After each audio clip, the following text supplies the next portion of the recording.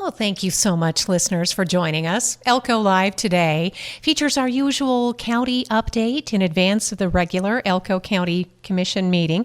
And I'm just going to let you know right off the top that it is flu season, and a dear friend who was supposed to be on the show today got the flu and is home healing, and that's the most important thing. Unfortunately, we did not communicate early enough. So you've got me. I do believe that the county may be sending someone. The meeting starts at 1:15 with the Board of Fire Commissioners, rolls into the regular Elko County meeting at 1:30. They've wrapped up an RTC meeting that started at 10 today. Basically, what I'm trying to say is that it's a busy, busy day for everybody, and I completely understand. And if you listeners don't mind, I'll just kind of look over some of the agenda items for you just to let you know. This is the first Elko County Commission meeting of the new year, and per tradition, it's their organizational meeting as well. So they'll get right to work. There's quite a bit on the agenda today, so I thought it was worthwhile to at least go over. And if no one can join us from the county, then we'll just go ahead and end our program early today. But again, no hard feelings at all. This is all about people being healthy and staying healthy. And again, we just send healing wishes to our dear friend who was supposed to be on the radio show, but it's not a problem, I guarantee. The flu is apparently very virulent this year, and so it's always a good idea to consult with your own family physician. Hopefully you have a healthcare provider, but flu vaccinations are really the best way to avoid getting, or to at least get and experience a less severe case of the flu. And that's just something that we know about vaccinations. So it is flu season. It is going around. So do take care of yourselves and don't push it, and don't go out if you aren't well, because that way other folks can stay healthy too. So there's my mom lecture for the day, and I'll just kind of get right to the agenda. So as I mentioned, there was an RTC meeting today. That's the Regional Transportation Commission of the county, and they met at 10 o'clock this morning. They organized the board. Currently, Delmo Andriozzi chairs that, and Commissioner Travis Gerber is the vice chair. So not quite sure how that went down. If we do get a representative, I'm sure they will be able to update us on how the RTC will be organized going forward. There are some important reports, and again, you can look at these reports. You don't just have to take my word for it or wait for a news report. You can go online, elkocountynv.net. Check out the RTC agenda. Click on the links provided in the agenda. Those are highlighted in blue, so it's really easy to click on those. And that will take you to, for example, the quarterly financial report. That's related to the Regional Street and Highway Fund. And it's always good to know where those precious tax dollars generated by gasoline taxes generally are, how they're circulated and how they're being used in the county, which obviously this county has hundreds and hundreds of miles of roads, not counting, of course, the public lands, roadways that are often not maintained, or if they are maintained, it's in cooperation with another agency to provide access. But that's a good idea too if you're headed out for the backcountry for any reason, whether for recreating or scoping out some hunting opportunities, whatever it might be, to tell somebody where you're going and when you plan to return. And that way, if you have a breakdown or a medical issue, then folks know right where to start looking for you. And don't deviate from the plans, for the same reason, so people know where they can find you. Department of Transportation was set to give an update today about traffic counts, their projects, and other matters. So like I said, this is just a really good organizational meeting for the year for the RTC. The City of Carlin reported, City of Elko, Wells, West Wendover, the Town of Jackpot, the Elko County School District, the Public Transit System, that would be our Get My Ride, Elko County Highway, the Roads Department, gave their quarterly report as well. So again, these are great meetings to attend so that you can get information about what's being planned with those gasoline taxes, largely. So that was the RTC meeting. I hope I'm not boring you, but as I explained, we're going to see if we can get a guest. And if so, that'll be fantastic. If not, we'll just have a short radio show today. The Elko County Fire Commissioners, their meeting is at 1:15, and Chief Matt Peterson has compiled an operations plan.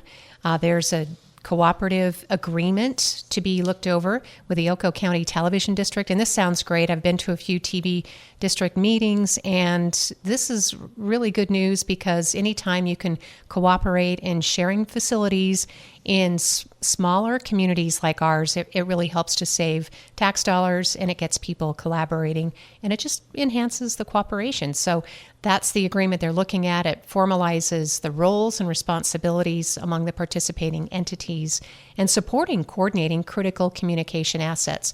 So if you've ever heard us talk about operability on this radio show, the Sheriff's Department, Police Department, ambulance, fire, the goal is that they can all communicate on one radio frequency in the event of, either a very localized disaster, emergency, or certainly something that we would never wish for, but always anticipate if there were anything on a state or national level. So operability is really important, and the TV district is stepping in to see where they can help coordinate, because obviously they have a lot of signal towers, translators, and there's so much emerging technology to help in this effort. So that's a cooperative agreement.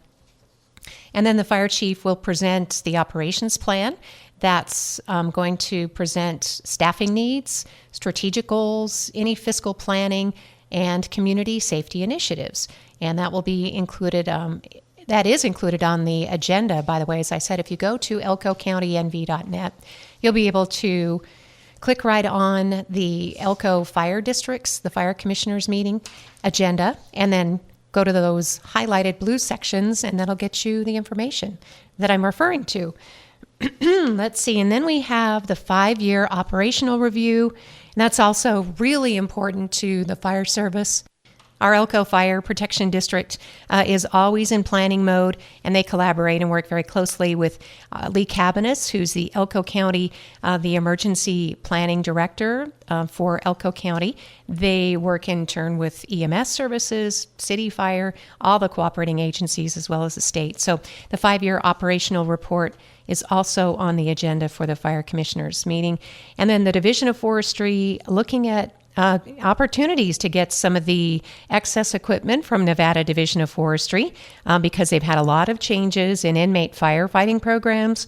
The NDF has some equipment that's either new or practically new, and they're looking to transfer to local jurisdictions. And that's good news for Elko County because we have a great need for versatile engines that can respond to the urban interface. For example, that's places like Spring Creek, right? You're so lucky to live in that beautiful valley there, but you're surrounded by sagebrush.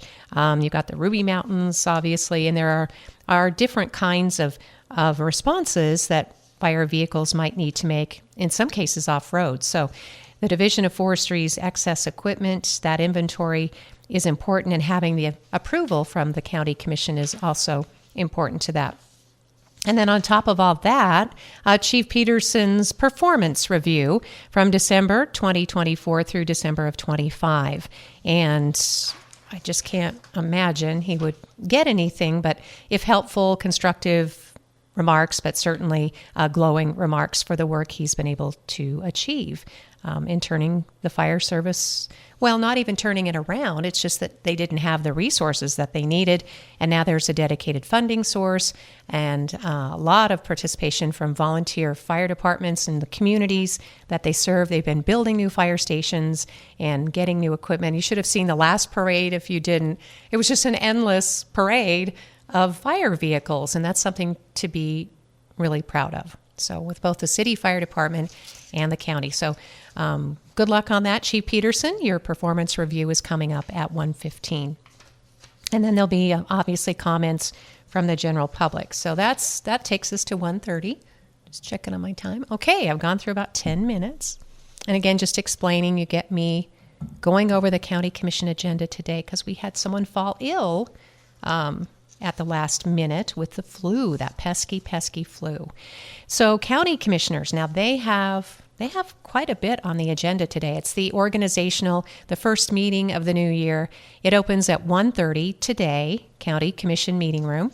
That is inside the Nanini Administrative Building, known as, to a lot of folks, as the Courthouse Annex. It's the new building behind the existing, the historic courthouse on Idaho Street. This is at 540 Court Street.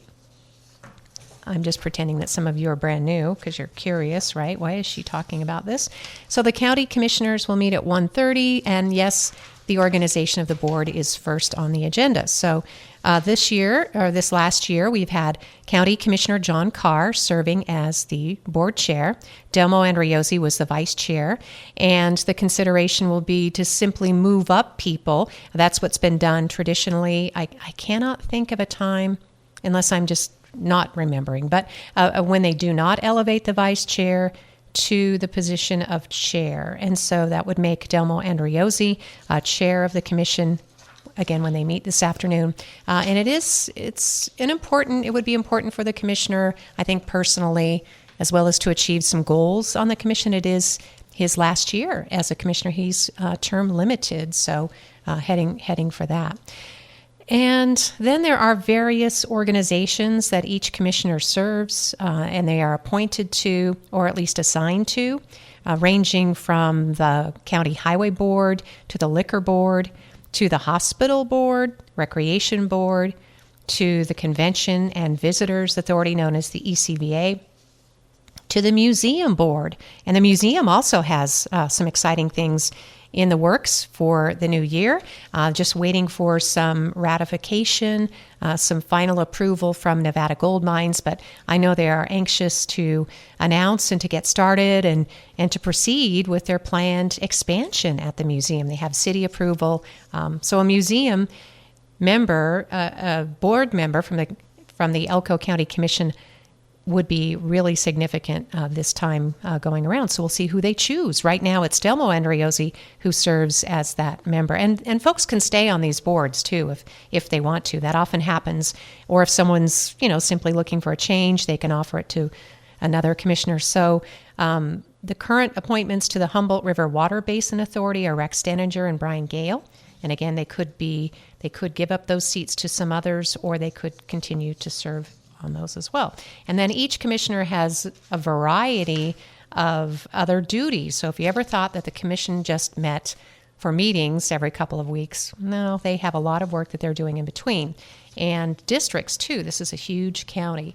So again, rather than read all those assignments to you, if you are interested in what each county commissioner does, ranging from District 1 to District 5, you should go on to the website, elkocountynv.net, click on today's agenda, and then you'll find each of those assignments. And it is interesting because, for example, if you want to know who the Sheriff's Department liaison is, or the Elko Senior Center liaison is, that would be Travis Gerber. John Carr serves as the California Trails Interpretive Center liaison, as well as the Stewardship Group and the NNRDA, and so on and so on. Rex Denninger serves as, he has a number of public lands committees that he serves on. He's looks like an advisory commissioner for the Natural Resource Management, for the Fire District, for the Conservation District. So a lot of things that have to do with public lands. That's what Commissioner Rex Denninger does, and his assignments anyway. And then they'll go on and form a calendar for the year. I'm filling more time. We're doing good.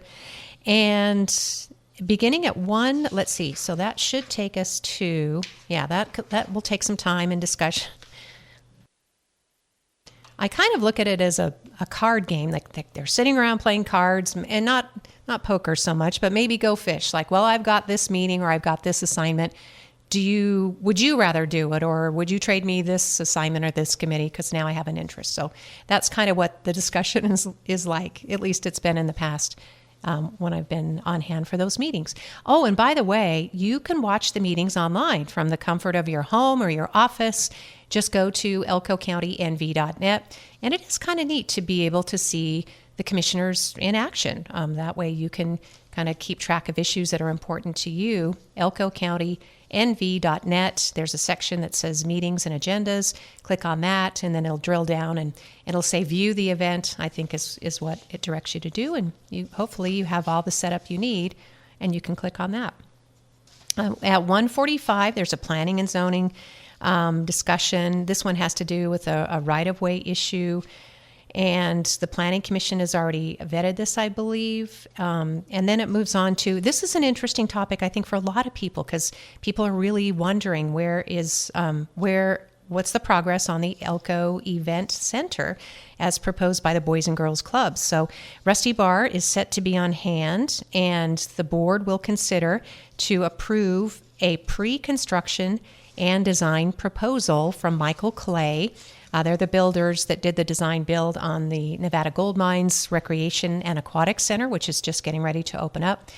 And so the County Commission is being asked to dig into that $15 million they set aside to support the project through a community development grant fund for this payment. And it's about, got the whole thing here. Again, you can find all these documents online, including the agreement that was initially inked back in August of 2024 to hold the money for at least 4 years.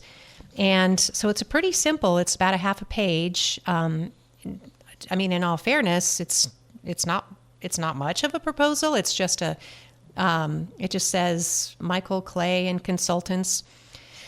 And consultants is misspelled. And then it asks for $300,000 for Michael Clay and Consultants. And then Myers Anderson, it asks for $700,000. So that's $1 million request for basically phase exclamation point of pre-construction programming and schematic design, as well as civil engineering. Then phase 2 is for detailed design, construction documents, construction admin, and reimbursable. And then in the second line, reimbursable is misspelled. And that is, I guess I'm a stickler for that. Sorry. And that is a total of $866,305. And that's about 1.8. It's just over 1.866305. So yeah, $1.8 million is what the Boys and Girls Club would like to get out of that $15 million in reserve so that they can start designing the Elko Event Center. And there is quite a lengthy agreement that was signed, as was talked about, mentioned. That was in August of 2024. And there is a section in here too, which I was trying to remind listeners of what the Elko Event Center, because we have an event center, we have the Elko Convention and Visitors Authority, but it is laid out that this center is not being built to compete with historical events. In fact, it's very specific about that. It says the grantee understands the purpose of this project is to bring new events and economic opportunity to the Elko County region, not to replace or eliminate current venues used for existing events. As such, the grantee agrees the project shall not be used for historical events held at other venues or facilities within Elko County without prior consent of the grantor. So that would be the County Commission. An event is considered historical under this provision if the event existed 5 years prior to the issuance of certificate of occupancy for the project, except for the grantee's own events and the Silver State Stampede event. If the grantee were to violate the provision, they should refund all the money distributed under the agreement. This provision shall remain in effect indefinitely after termination of the agreement. And so that's something that folks have talked about, being concerned about this project, the event center, which is proposed for property near, a lot of folks call it the bus barn, the Kittredge Canyon area. And I think that, the city has given them acreage that is sufficient for the initial building. And then there is additional public lands, which is currently being held by the school district. But they have said in public meetings and such that they are willing to relinquish the BLM permit that they have on that land and free it up, obviously, for the event center. It's also important to note that, as we were just talking about historical use, the event center shall serve as an events venue for major concerts, equestrian events, sporting events, and entertainment events. The project shall be constructed to have a floor and event space with a minimum 200 by 120 feet with a minimum, is that right? 200 by 120. Okay. With a minimum 4,000 seating capacity and 6,000 event capacity. So it sounds a bit scaled back from the initial estimates, but again, costs of things are going up, and they are relying on the generosity of private donors. Again, this is one of those public-private partnerships in much the way that the Nevada Gold Mines Aquatic Center and Recreation Center was constructed. When it's a private nonprofit group, such as the Boys and Girls Clubs, they can construct, they can build designs such as Michael Clay is proposing, and they do not have the burden as municipalities all across the state, whether large or small, have to pay prevailing wage. And for some, that's a political issue, but that's just what's been talked about, and how it does help communities like ours who don't have as much financial resource or population. People enjoy lower taxes. I think they do believe in user fees, certainly, but that's another way to help pay for centers like this. So that's a long way of saying that Rusty Barr is going to be on hand today to give an update and ask the county commission for the $1.8 million out of the $15 million to get started on the design proposal. And then on to the Northeastern Nevada Regional Development Authority. They're looking to extend their interlocal agreement, and that's just housekeeping. That's done every year. I think we've had NNRDA for at least a couple of decades that I'm aware of, and Sheldon Mudd is leading up the effort. He and his staff have offices co-located on campus at Great Basin College with small business development, so that seems to be a good fit for people who are looking to expand. And I know they still have the Nevada I-80, the Nevada Gold I-80 Fund. So if you are a small business looking to expand or need a little help, and still some are recovering after COVID, the shutdowns, then this is an opportunity, through NNRDA and small business development. And then moving on to the Elko County Regional Communications Center. This is also big news because although it's a big expenditure, they have the money for it because county commissioners saw the light and said, well, we should be charging the franchise fee to everybody who has cell phones because you guys were paying it anyway, but you were paying it to some other community. So now we have a dedicated source for emergency communication using enhanced 911. So this is a proposal to purchase new consoles and workstations. It's about $780,000, but it was approved in the enhanced 911 fund budget. So again, good news. It looks like, I'm trying to read ahead here, the recommended purchase was quoted using Nevada state contract pricing, 5 years of service. So let's see, the lowest amount, well, I'm trying to see. I am not sure. The project was approved by the commission who obligated funds. So it looks like the commissioners are going to be asked to look over 3 proposals. I think it's a total of $800,000, nearly 779. So it's on the agenda. They'll be discussing it. I'll be watching the meeting. So we'll figure that out. But the point is that this is an important enhancement for communications, for operability. It is necessary to ensure compatibility and compliance with the upgraded Nevada shared radio system used by multiple county agencies. And by the way, if you have ever dreamed of becoming a dispatcher, which, wow, what a job. You can start as young as 18, and dispatchers, they have desperate need for dispatchers throughout rural Nevada. There's a class that you can take online through Great Basin College. And criminal justice professor Dave Sexton would love me to remind you that this class is open. You should get advisement on campus with spring registration and enrollment underway now. And again, you can completely, by the time you graduate high school, you can have a career ready for you. And there is hands-on experience. There's a chance to visit these 911 communication centers wherever you live, whether it's in Humboldt County. Elko has a shared one, obviously, Elko County departments, but certainly places like West Wendover. They're all cooperating in this project through Great Basin College because, again, they desperately need trained dispatchers. So this is an important cooperative agreement and another step up to make capital purchases. And then the next on the agenda, too, I was kind of reading ahead, is buying Elko County Department's radios. And it's just priced at what it is. It's $300,000. It is, again, through the Nevada Shared Radio System. It'll replace aging or non-compliant equipment, which is currently in service. And they do have the money budgeted. So there is a separate E911 committee of which local emergency responders and our emergency manager, Lee Cabanis, they all sit on that board. So they're constantly communicating about the best technology, the upgrades, and they're planning. They're planning ahead, and they're using the money, which before they had no resource. They would just have to simply go and beg before the county commission each time. But this way they're able to put safety first for all of Elko County. Oh, I hear the doorbell. I hope someone's going to be there to read it because we have about 5 minutes left. Let's see, because I do have a part-time staff member here. We have another person, a lovely person who's usually here with me, but she's out for medical reasons today too. So it's that time of year, everybody. You need to stay healthy. Hopefully, if the doorbell rings one more time, I might have to jump up and see.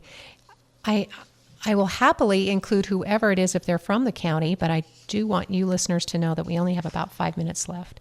And then there's a lot on the agenda today. So I'm only at item M, and we're almost, we got to go through almost the alphabet. Oh yeah, we're almost going through the whole alphabet today. I don't know what's up with that. But so, and then I was interested in this because there's some new systems proposed.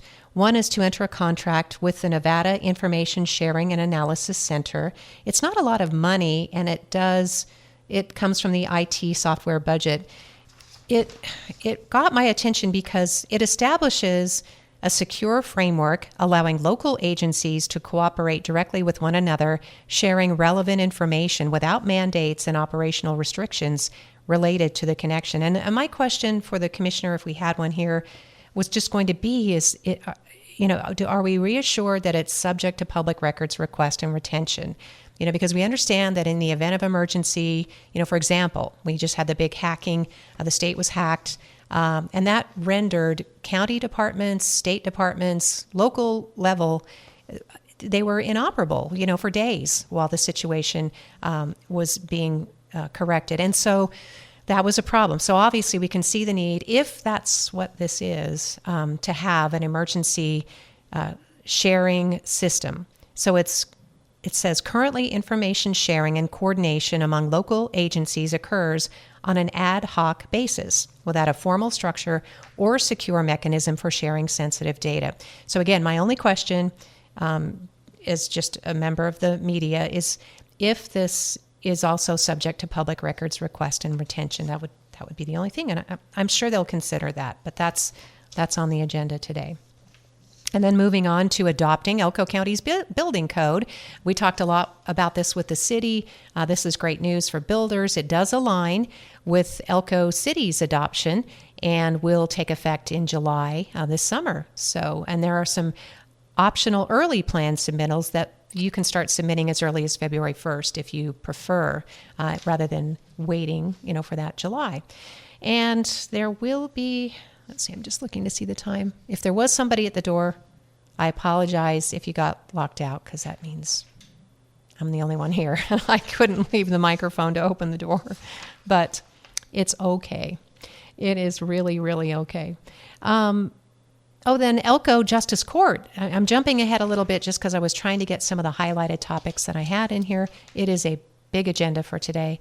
Elko Justice Court wants to implement the Easy Warrant System, which is an electronic search warrant management system, and it would be funded from Elko Justice Court civil funds. So this currently Justice Court processes search warrants using manual and paper-based procedures. That means it's got to be in person, and it relies on someone being available after hours. Like in the old TV shows or movies, and the phone rings and the judge says, "What do you want?" And they have to sign the warrant. Well, obviously these are processes that can create delays, limit accessibility, and increase administrative burden on court staff and judicial officers. So The courts are asking county commissioners to approve this easy warrant, secure electronic search warrant system, which is used by courts and law enforcement agencies, facilitating preparing, submitting, reviewing, approving, and storage of search warrants in a centralized digital platform. And come to think about it, so it doesn't impact the county general fund. I think I said that. But I'm just wondering, too, because, we have those horrible storage issues with all the paper from the county and the courts especially. Just think about how much paper and storage is generated even each day. So just wondering if maybe that's a way to help with the storage issue too. So looking up almost to the top of the hour, you guys. You've been very patient with me. The phone has not rung, which means either you've tuned out by now or you've said, well, let's just see what happens. We appreciate you listening to this radio show.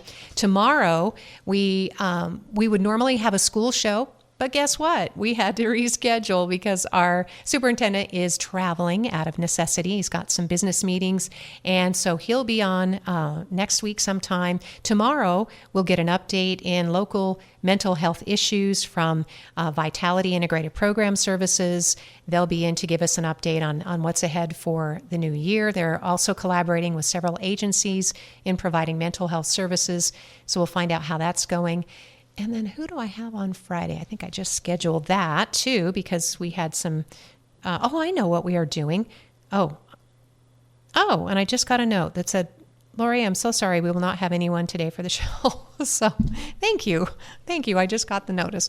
So tomorrow will be Vitality Integrated Program Services. And Friday, we will welcome local cowboy poetry gathering manager, Callie Greenhaw. She's going to be talking about the 41st gathering. So she has some late news and information on that and still plenty of ways to get involved. So look forward to those two programs tomorrow.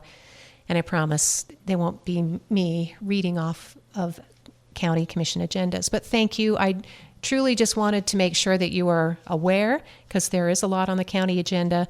You can watch the meetings easily. If nothing else, if some of this is interesting to you, reach out to your favorite commissioner for an update when you can, and then keep listening to this radio show. We try to get as much news and local information out as one person can possibly generate. So thank you again for joining us for Elko Live today. Thank you very much.